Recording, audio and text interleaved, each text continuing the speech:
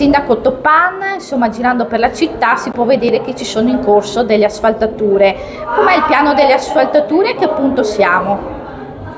Con la scorsa settimana si è dato l'avvio al piano delle asfaltature che prevede il coinvolgimento e la riasfaltatura di varie vie, soprattutto principali della nostra città.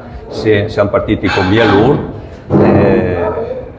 nonostante, voglio dire, la temperatura che non abbia sicuramente aiutato gli operatori, perché lavorare con gli asfalti non è sicuramente facile.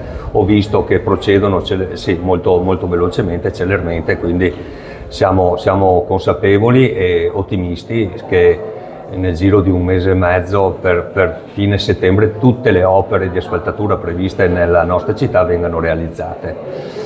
Se posso fare un elenco, oltre a via Lourdes avremo via 24 maggio dal confine di San Vendemiano fino alla rotatoria del Trilatero. Poi avremo due vie in zona industriale, che è via Mazzoni e via Cosmo, nella zona industriale Campidui. Poi avremo viale Spellanzon, e poi alcune altre vie minori che verranno tenute per ultime, perché daremo priorità alle vie principali, anche perché vorremmo che fossero asfaltate prima delle riaperture delle scuole. Tutto per un investimento pari a quanto? 1.230.000, di cui IVA compresa, io faccio sempre notare 220-230.000 euro ritornano allo Stato, perché anche il Comune paga l'IVA al 22%.